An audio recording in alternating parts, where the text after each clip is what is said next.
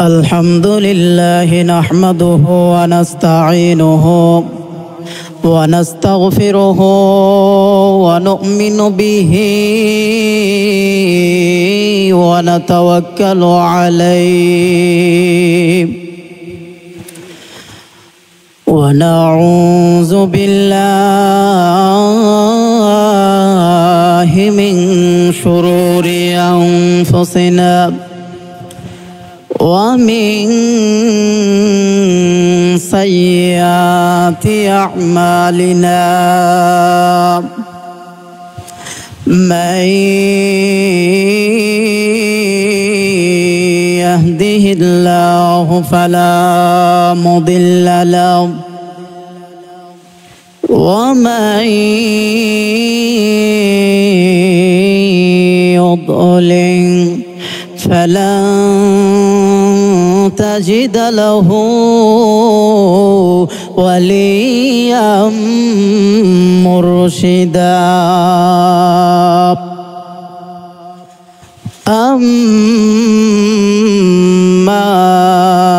أما بعد أعوذ بالله من الشيطان الرجيم সকলে মহব্বতে জবান ছেড়ে পড়েন বিসমিল্লাহির রহমানির রহিম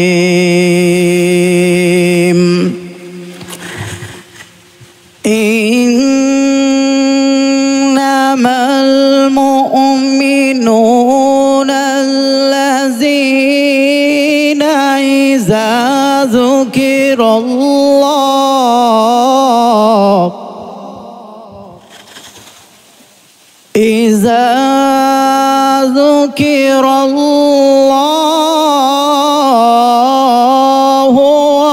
وجلت قلوبهم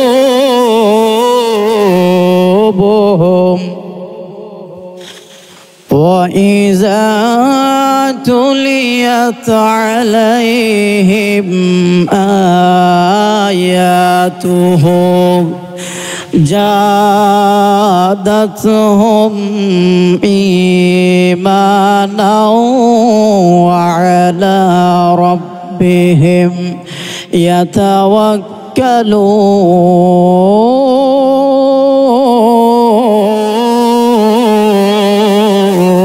يتوكلون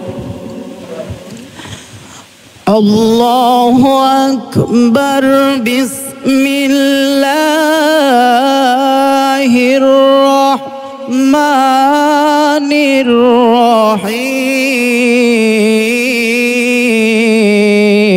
الرحيم يا أيها الذين آمنوا استعينوا بالصبر والصلاة إن الله مع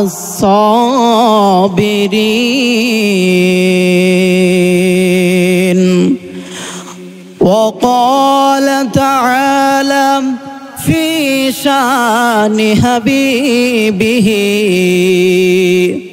قال رسول الله صلى الله عليه وسلم مفتاح الجنة الصلاة يا أيها الذين آمنوا صلوا عليه وسلموا تسليما اللهم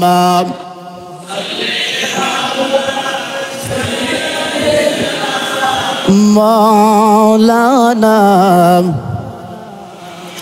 وعلى آله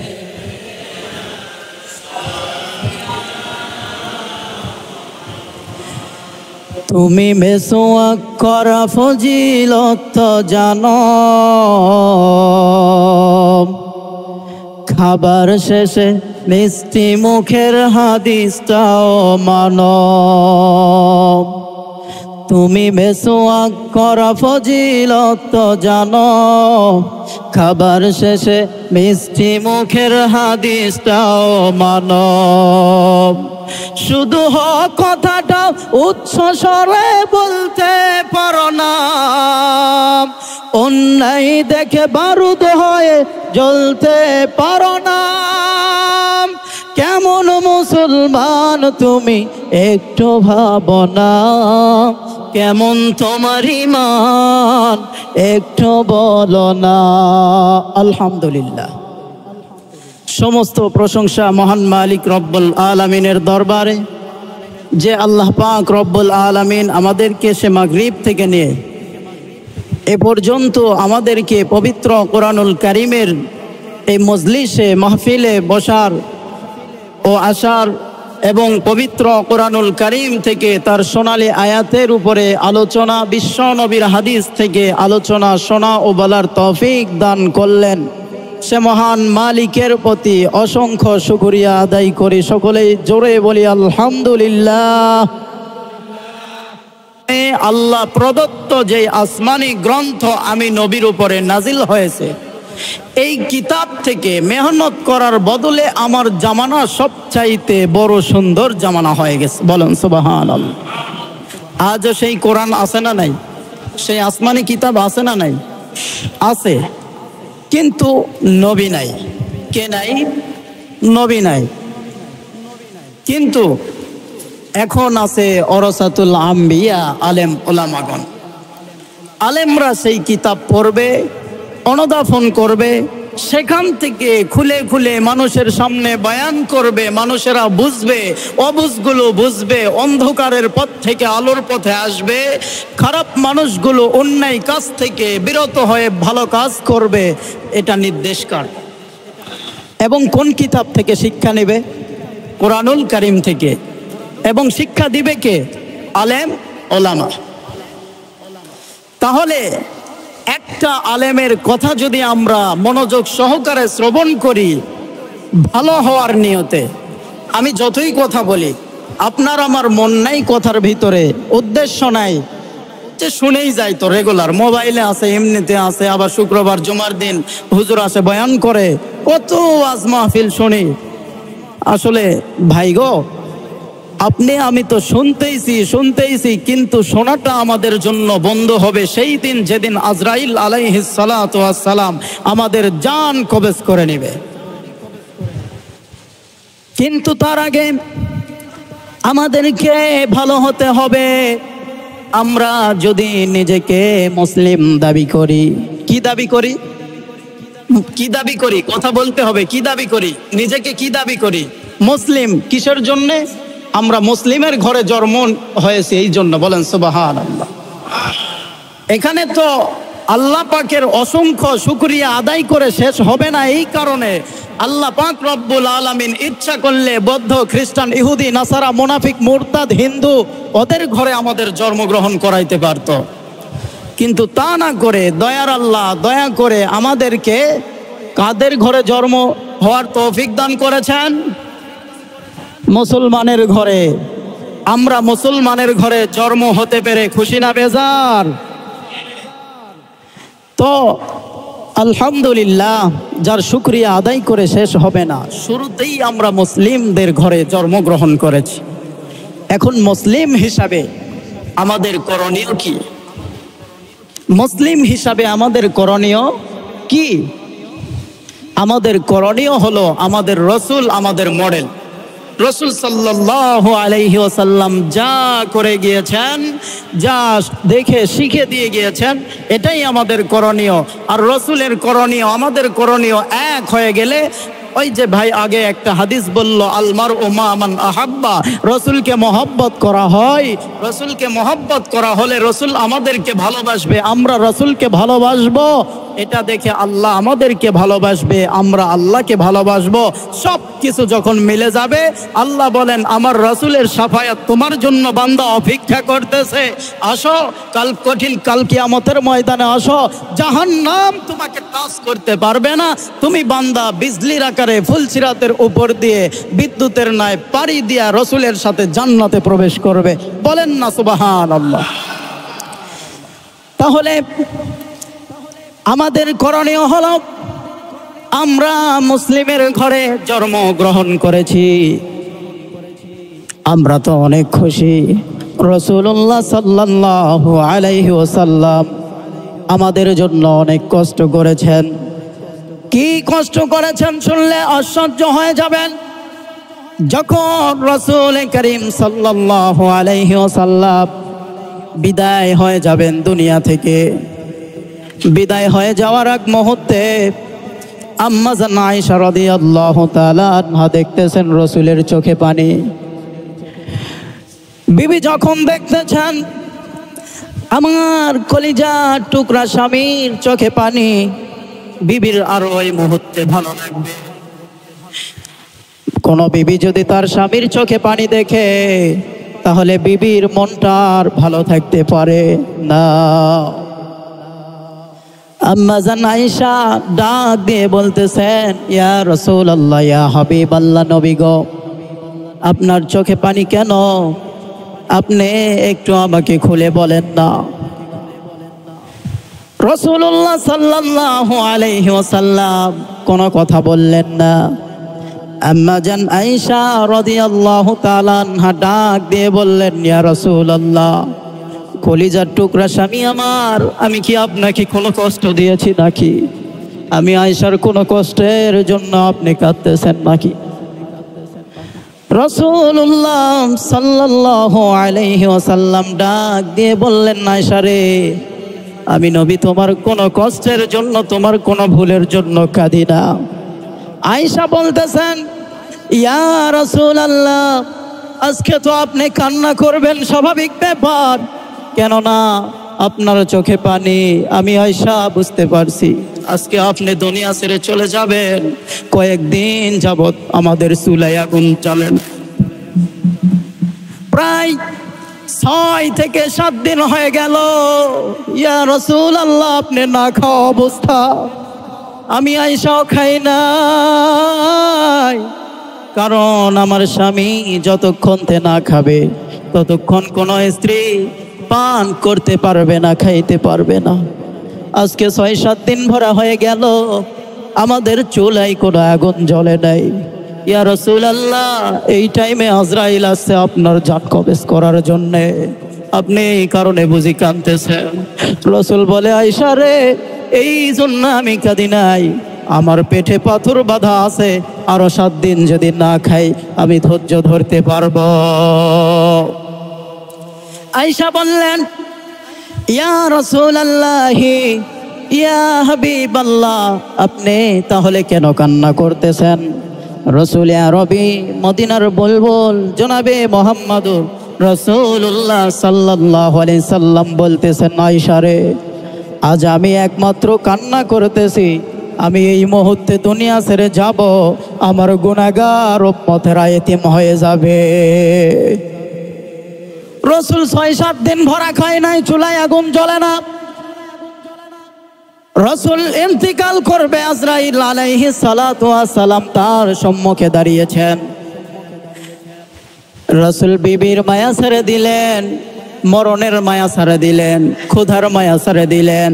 একমাত্র সেই সময় রাসূল কান্না করতেছেন আর বলতেছেন, উম্মতি ইয়া উম্মতি। আমরা সেই রাসূলকে চিনতে পারলাম না, অথচ বদরের প্রান্তে রাসূলুল্লাহ সাল্লাল্লাহু আলাইহি সাল্লাম তো আঘাত সহ্য করলেন, উহুদের প্রান্তে রাসূলুল্লাহ সাল্লাল্লাহু আলাইহি ওয়াসাল্লাম তো আঘাত সহ্য করলেন।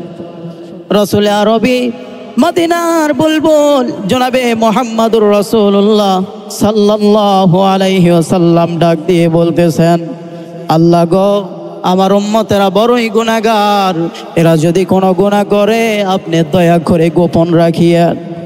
মুসা নবীর জামানার মতো করিয়েন না। সাইয়েদিনা মুসা আলাইহিস সালাতু ওয়াস সালামের জামানায় যখন তার কোন কওমের লোক গুনাহ করত, ফজরের নামাজের পর তাদের নিজ নিজ দরজায় চৌকাঠে লেখা উঠত অমুক ব্যক্তি গুনাহ করেছে। শুধুমাত্র কেবলমাত্র আপনার আমার নবী মুহাম্মদুর রাসূলুল্লাহ সাল্লাল্লাহু আলাইহি ওয়াসাল্লামের করুণ কান্নার জন্যে, আল্লাহর দরবারে প্রার্থনা করার জন্যে নবীজির দিকে তাকাইয়া আমাদের গুনার কথা আল্লাহ কাউকে জানায় না। নবী মুহাম্মদুর রাসূলুল্লাহ সাল্লাল্লাহু আলাইহি ওয়াসাল্লাম তার তো কোনো গুনাহ ছিল না, এরপরেও নবীজির ইতিহাসে পাওয়া যায়, হাদিসে পাওয়া যায় আমাদের প্রিয় নবী মুহাম্মদ সাল্লাল্লাহু আলাইহি ওয়াসাল্লাম গভীর রাত পর্যন্ত নামাজের সিজদায় ছিলেন। নামাজে দাঁড়াইছেন বিশ্ব নবী আম্মা জান আয়েশা রাদিয়াল্লাহু তাআলা আনহা, দেখতেছেন পিছন থেকে প্রাণের স্বামী আমার এশার সালাত আদায় করে আসার পরে আবার দেখি ঘরে রাসূল সাল্লাল্লাহু আলাইহি সাল্লাম নামাজে দাঁড়াইছে। আম্মা জান আয়েশা চিন্তা করেন, আমার প্রাণের স্বামী মনে হয় সূরা বাকারা শেষ করার পরে রুকুতে যাবে। সূরা বাকারা শেষ হয়ে গেল, নবীজি রুকুতে যান না, সূরা আলে ইমরান আবার ধরেছে। আম্মা জান আয়েশা বলল, তাহলে সূরা আলে ইমরান শেষ করার পরে মনে হয় নবীজি রুকুতে যাবে। সূরা আলে ইমরান শেষ হয়ে গেল, নবীজি রুকুতে যায় না, সূরা নিসা আবার আল্লাহর নবী ধরেছেন। আম্মা জান আয়েশা বলে, হায় রে উম্মত, আমরা বিবি আমার জন্য যেই কষ্ট করে নাই, রাসূলুল্লাহ সাল্লাল্লাহু আলাইহি ওয়াসাল্লাম তোমাদের উম্মতের জন্য এর চাইতে ডবল কষ্ট করেছে। আমরা উম্মত তাও বুঝি না রাসূলের ভালোবাসা। আজও শুয়ে মদিনার রওজায় রাসূলুল্লাহ সাল্লাল্লাহু আলাইহি ওয়াসাল্লাম কান্না করতেছে, ইতিহাস প্রমাণ করে, হাদিস প্রমাণ করে। কঠিন কাল কিয়ামতের ময়দানে রাসূল আরবি মদিনার বুলবুল বিশ্ব নবী মুহাম্মদুর রাসূলুল্লাহ সাল্লাল্লাহু আলাইহি ওয়াসাল্লাম যখন উঠবেন, আল্লাহ বলবেন, কি গো হাবিব, আপনি বলেন তো দেখি আপনার গায়ে কাদা কেন? রাসূলুল্লাহ কান্না করবে, আর একদিক দিয়ে দৌড় দিয়ে আসিয়া আল্লাহর দরবারে বলবেন, আল্লাহ গো, আজকে আমার গায়ে কাদা দেখতেছেন, এইটা আসলে কাদা নয়, আমি রাসূলুল্লাহ আমার উম্মতের জন্য মদিনার রওজায় কেঁদে কেঁদে মদিনার রওজার মাটি কাদা হয়ে আমার গায়ের সাথে লেগে গিয়েছে। আমার ভাইরা, আমার বন্ধুগণ, মুরব্বী বাবাজি, আমরা আসলে রাসূলের পাওয়া যে বিধান, এই বিধানটা আমরা মানতে চাই না। রাসূল সাল্লাল্লাহু আলাইহি ওয়াসাল্লাম বলেছেন, তোমরা প্রত্যেকটা মানুষ যখন মুয়াজ্জিনের আযান হবে সব কাজ বাকি রাখিয়া মসজিদে যেও। আমি রাসূলের কলিজা ঠান্ডা হয়ে যাবে, আমি রাসূলুল্লাহ সাল্লাল্লাহু আলাইহি ওয়াসাল্লাম আল্লাহকে বলতে পারবো, মালিক, আমার পরিশ্রমের ফলে, আমার মেহনতের ফলে আজ দেখেন সমস্ত উম্মতের হাত ধরে আমি নবী সবাইকে নিয়ে জান্নাতে প্রবেশ করতেছি। বলেন সুবহানাল্লাহ। মুয়াজ্জিনের আযান হয়ে যায়, আমাদের কাজ বেড়ে যায়, ব্যস্ততা বেড়ে যায়। সবচাইতে আফসোসের বিষয় হলো মুয়াজ্জিন যখন আযান দেয় তখন যদি আমরা আসতে পারি মসজিদের দিকে, আল্লাহর ফরজ হুকুম যদি আদায় করি পূর্ণাঙ্গভাবে, আল্লাহ পাক রব্বুল আলামিন গ্যারান্টি দিয়ে বলতেছেন, বান্দারে, তোমার জন্যে আমি আল্লাহ পাক রব্বুল আলামিন জান্নাত রেডি করে রেখেছি। বলেন সুবহানাল্লাহ। হাসরের ময়দানে, কঠিন কাল কিয়ামতের ময়দানে আল্লাহ পাক রব্বুল আলামিন বেলালকে ডাক দিয়ে বলবেন, ইয়া আইনা বিলাল, ইয়া আইনা বিলাল।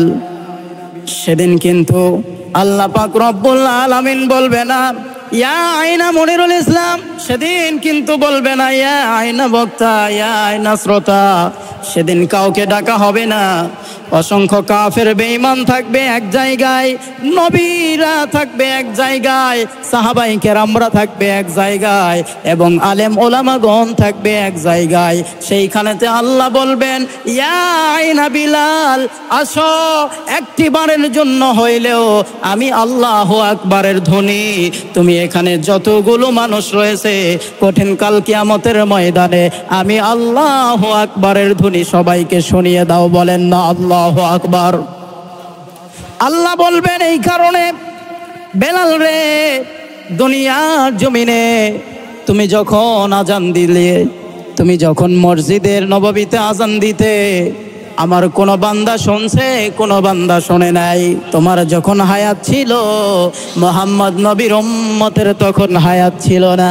তুমি যখন দুনিয়াতে ছিলে তখন মুহাম্মদ নবীর উম্মতেরা দুনিয়ার জমিনে ছিল না।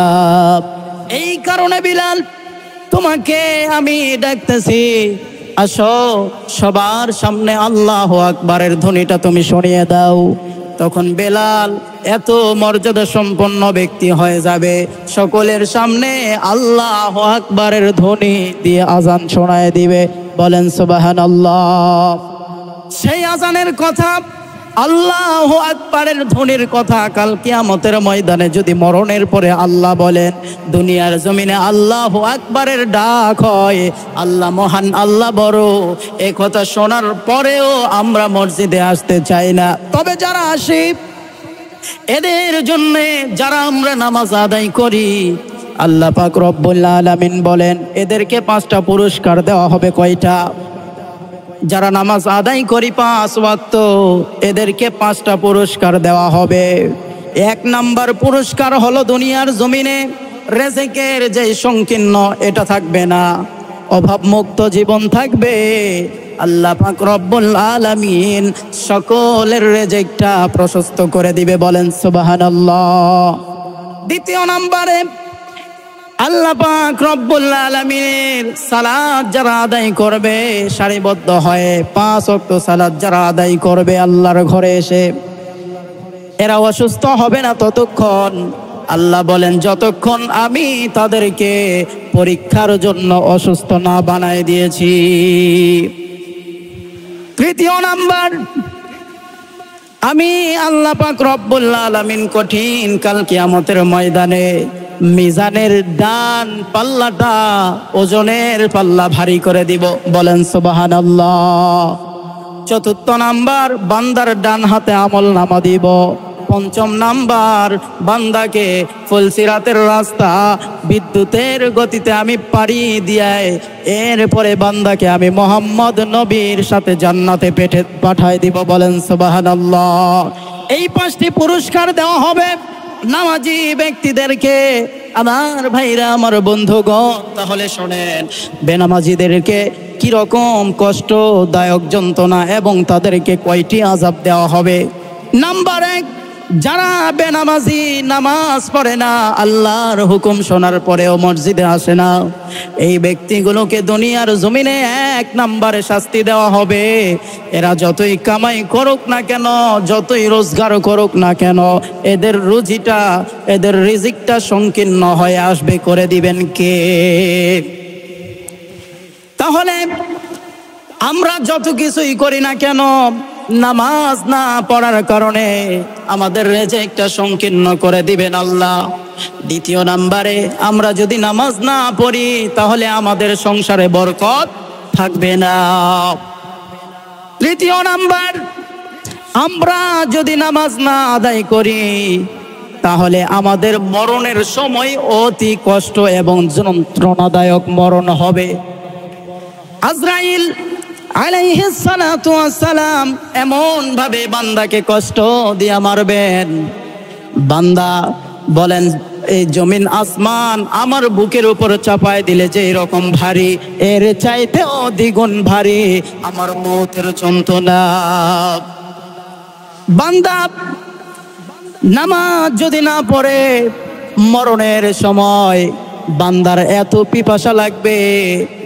5 নম্বরে, আল্লাহ পাক রব্বুল আলামিন বলেন, পুরা সাগরের পানি যদি বান্দাকে খাওয়ায় দেওয়া হয়, বান্দা বলবে আমার পিপাসা মিটে নাই, এরকম পিপাসার যন্ত্রণা আমি ভোগব মরণের সময়।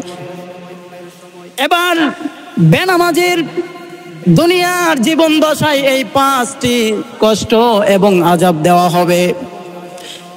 মরণের পরে যখন কবরে যাবে, কবরে যাওয়ার পরে কবরটা 2 দিক থেকে সংকীর্ণ হয়ে আসবে, চাপ দিতেই থাকবে। বেনামাজির এক পাজরের হাড় আর এক পাজরের ভিতরে ঢুকে যাবে। বেনামাজির এত কষ্ট হবে, এই বান্দা ডাক দিয়ে বলবে আগে যদি জানতাম পরিবার পরিজন, স্ত্রী বিবি সন্তান সংসারের মায়া সব কিছু বাদ দিয়া আল্লাহ আল্লাহর রাসূলকে নিয়ে পড়ে থাকতাম। এরপরে বেনামাজির যেই কষ্ট দেওয়া হবে, এমন একটা ভয়ঙ্কর সাপ কবরে ছেড়ে দেওয়া হবে আল্লাহর তরফ থেকে। এই সাপের চক্ষু 2টা হবে, আগুনের চক্ষু। কিসের চক্ষু? এই 2 চোখে আগুন জ্বলবে। সাপ এমন ভাবে দংশন করবে, এমন ভাবে সবল দিবে বেনামাজিকে। বেনামাজিকে এমন ভাবে সবল দিবে, সাপের যে নখগুলো থাকবে এগুলো লোহার। কিসের? আল্লাহ বলেন আমি লোহার নাই করে দিব সাপের নখগুলি, আর সাপ এই নখগুলি দিয়ে এমন ভাবে সবল দিবে বেনামাজিকে, বেনামাজি এক সবলে 70 হাত মাটির নিচে চলে যাবে।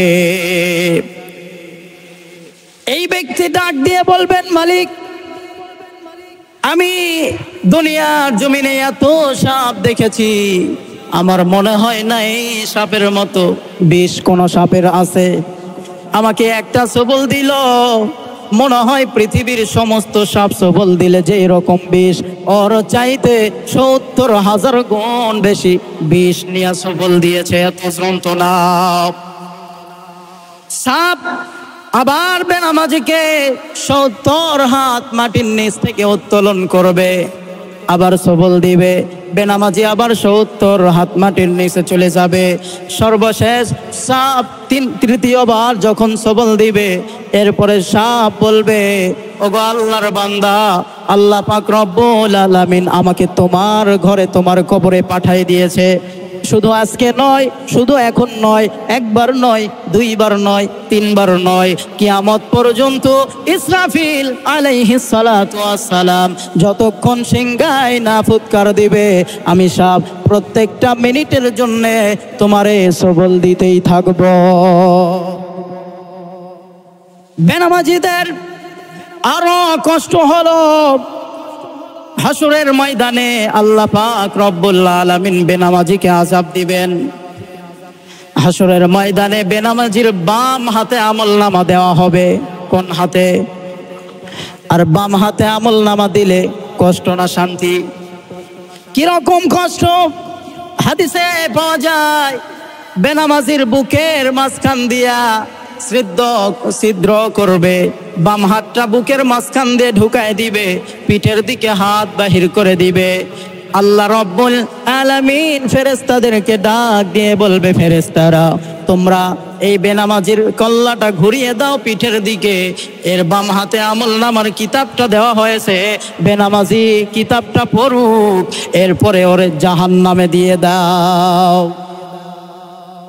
এরপরে আরো শাস্তি হইল, আল্লাহ পাক রব্বুল আলামিন ডাক দিয়ে বলবেন, বেনামাজিদেরকে আমি চিরস্থায়ী জাহান্নাম দিয়ে দিব। কারণ হিন্দু এবং মুসলমান, খ্রিস্টান, বেঈমান, কাফের, মুরতাদ, এদের ভিতরে পার্থক্য একটাই, নামাজ। নামাজ যারা পড়ে আল্লাহর হুকুম মানে, নামাজ যারা পড়ে রসুলের অনুগত্য করে, নামাজ যারা পড়ে না শয়তানের ওয়াসওয়াসায় পড়ে নিজের জীবনকে জাহান্নামের পথে পরিচালিত করতেছে। সুতরাং সেখান থেকে ফিরে আসার দরকার। আমরা যদি ফিরে আসি, আমাদের জন্যে অচিরেই মরণের পরে আল্লাহ পাক রব্বুল আলামিন যেদিন আমাদেরকে কঠিন কাল কিয়ামতের ময়দানে উঠাবেন, সেদিন আমাদের জন্য রয়েছে আল্লাহ পাকের অফুরন্ত নিয়ামতের জান্নাত। বলেন সুবহানাল্লাহ। নামাজ পড়তে গেলে অসংখ্য তাসবিহ তাহলিল বান্দা আদায় করে। আল্লাহ পাক রব্বুল আলামিন ডাক দিয়ে বলতেছেন, অসংখ্য তাসবিহ তাহলিল যখন তো তোমরা আদায় করো, এর ভিতরে তোমাদের তাসবিহ তাহলিলের ভিতরে কি ইস্তেগফার পড়ে না? ইস্তেগফার রয়েছে। শুধুমাত্র কোন বান্দা যদি একবার পরে আস্তাগফিরুল্লাহ, আল্লাহ পাক রব্বুল আলামিন বলে, বান্দারে এত অনুতপ্ত হয়েছ আমি মালিকের দরবারে, আমি মালিক তোমার সমস্ত গুনাহগুলো মাফ করে দিলাম। বলেন সুবহানাল্লাহ। ইমাম আহমদ ইবনে হাম্বল রহমাতুল্লাহি আলাইহি ডাক দিয়ে বলতেছেন, আমি এক যুবকের দরবারে গেলাম, যুবককে সব সময় যুবকের মুখের দিকে তাকায় আসছি। যুবক একটু পরে পরে পড়তেছে আস্তাগফিরুল্লাহ আস্তাগফিরুল্লাহ। আমি যুবককে ডাক দিয়ে বললাম, যুবক রে আস্তাগফিরুল্লাহ পড়তেছো, আস্তাগফিরুল্লাহ পড়তেছো? আমি ইমাম আহমদ ইবনে হাম্বল ডাক দিয়ে বলতেছি, ইমাম আহমদ ইবনে হাম্বল ডাক দিয়ে বলতেছি, তুমি যে আস্তাগফিরুল্লাহ পড়তেছো, তুমি এর দ্বারা কি পেয়েছো? যুবক ডাক দিয়ে বলতেছেন, আমি যে ইস্তেগফার পড়তেছি, এর দ্বারাই আমার আল্লাহ পাক রব্বুল আলামিন আমার দুইটা চাওয়া পূরণ করে দিয়েছে। বলেন সুবহানাল্লাহ। তবে হুজুর, আমি আপনাকে বলতে চাই, আরেকটা চাওয়া আমার পূরণ হয় নাই। ইমাম আহমদ ইবনে হাম্বল ডাক দিয়ে বলতেছেন, যুবক রে তুমি তো বারংবার পড়তেছো আস্তাগফিরুল্লাহ, বলো তোমার কোন দুইটা চাওয়া পূরণ হয়েছে আর কোন একটি চাওয়া তোমার পূরণ হয় নাই? যুবক ডাক দিয়ে বলতেছে, হুজুর আমি আপনারে চিনি না, হুজুর আমি আপনারে চিনি না, আমি আপনাকে ডাক দিয়ে বলতেছি, তবে আপনি শোনেন। এক নম্বরে এই ইস্তেগফার সদা সর্বদা আমি যুবক পড়ার কারণে আমি যেই দোয়াই করি, আমার আল্লাহ পাক রব্বুল আলামিন সেই দোয়াই কবুল করে নাই। বলেন সুবহানাল্লাহ। ইমাম আহমদ ইবনে হাম্বল চোখের পানি ফেলাইতেছেন আর ডাক দিয়ে বলতেছেন, তাহলে কি আশ্চর্য ব্যাপার, আল্লাহ তো তোমারে মুস্তাজাবুদ দাওয়া বানিয়ে দিয়েছে, তুমি যেই দোয়াই করতেছো মালিকের দরবারে সেইটাই আল্লাহ কবুল করে নিচ্ছে। বলেন সুবহানাল্লাহ। যুবক রে তুমি আর কি পেয়েছো বলো? যুবক ডাক দিয়ে বলতেছে, দ্বিতীয় নাম্বার ইস্তেগফার পড়ার কারণে আল্লাহ পাক রব্বুল আলামিনের প্রিয় পয়গম্বর, আমি প্রত্যেক রাত্রে যখন ঘুমাই, প্রতি রাত্রে ঘুমের ঘরের ভিতরে মদিনার নবী রসুলে আরবি মুহাম্মদ সাল্লাল্লাহু আলাইহি ওয়াসাল্লাম আমার সঙ্গে স্বপ্ন যুগে দেখা দেয়। বলেন সুবহানাল্লাহ। ইমাম আহমদ ইবনে হাম্বল আরো তার কান্না বেড়ে গেল। কি বলো তুমি? প্রত্যেক রাত্রে নবী মুহাম্মদ সাল্লাল্লাহু আলাইহি ওয়াসাল্লাম তোমার নিকটে আসে, তোমার সঙ্গে দেখা দেয়। যুবক রে এবার আমি শুনতে চাই, তুমি কোন জিনিসটা পাও নাই বলো তো? যুবক ডাক দিয়ে বলতেছেন, আমি মদিনার নবীকে বেশ কয়েকদিন আগে যখন আমি স্বপ্ন দেখলাম, মদিনার নবীকে স্বপ্ন দেখছি, মদিনার নবীর হাতের সঙ্গে আমি হাত লাগাইলাম, সালাম দিলাম, মুসাফা করলাম। আমি আমার প্রিয় নবীকে বললাম, ইয়া রাসূলুল্লাহ, ইয়া হাবিবাল্লাহ, নবী গো, আমি আপনাকে একটা কথা বলতে চাই। নবী বললেন, বলেন কি কথা? যুবক ডাক দিয়ে বললেন, নবীজি, কঠিন কাল কিয়ামতের ময়দানে যেদিন বিপদের দিন, সেদিন আমার হাতটা এইভাবে ধরে আপনি জান্নাতে নিয়ে যায়েন। নবী মুহাম্মদ সাল্লাল্লাহু আলাইহি ওয়াসাল্লাম ডাক দিয়ে বলতেছেন, যুবক রে তোমার চাওয়া পাওয়া পূরণ হয়ে যাবে, তবে আরো শক্তিশালী হবে, তুমি যেই জামানায় বসবাস করো, এই জামানায় একজন যোগ্য বুজুর্গ আলেম দ্বীন রয়েছে, ওনার হাত ধরো, ওনার পাশে যে বসো। আমি আল্লাহর নবী বলতেছি, জান্নাতে যাওয়ার পথ আল্লাহ সহজ করে দিবে। বলেন সুবহানাল্লাহ। নবীজিকে যুবক প্রশ্ন করলেন, ইয়া রাসূলুল্লাহ, কোন আলেম রয়েছে? আলেমের নাম তো আমি জানি না, এত বড় কোন আলেম আমার জামানায় আছে? নবী মোহাম্মদ বললেন, যুবক রে, তুমি যেই জামানায় বসবাস করো, ওই জামানায় ইমাম আহমদ ইবনে হাম্বল নামের একটা যুবক রয়েছে। বলেন সুবহানাল্লাহ। যুবক ডাক দিয়ে বলতেছেন, শুধুমাত্র এই ইমাম আহমদ ইবনে হাম্বলকে আমি দেখি নাই, এই চাওয়াটাই আমার পূরণ হয় নাই। ইমাম আহমদ ইবনে হাম্বল দাঁড়িয়ে গেলেন, অজর হালে কান্না করতেছেন, আর ডাক দিয়ে বলতেছেন, যুবক রে, তোমার ইস্তেগফারের পাওয়ার এত বেশি, তোমাকে ইমাম আহমদের পাশে যেতে হয় নাই, ইমাম আহমদের দরবারে যেতে হয় নাই, ইমাম আহমদ ইবনে হাম্বল তোমার নিকটে নিজেই হাজির। সুবহানাল্লাহ। তাহলে আল্লাহ পাক রব্বুল আলামিনের এত কৃপা আর এত ভালোবাসা দেখেন। আল্লাহ পাক রব্বুল আলামিনের কাছে যদি কোনো বান্দা অনুতপ্ত হয়, কোনো বান্দা গুনার কথা স্মরণ করে আল্লাহর জিকিরে মশগুল থাকে, আল্লাহ পাক রব্বুল আলামিন তার জিন্দেগির গুনাহগুলো মাফ করে দিয়া তার চাওয়া পাক কবুল করে নেয়। বলেন সুবহানাল্লাহ। আল্লাহ পাক রব্বুল আলামিন আমাদেরকে সঠিক সুন্দরভাবে সমস্ত আমলগুলো করার তৌফিক দান করেন। সকলেই বলি আল্লাহুম্মা আমিন।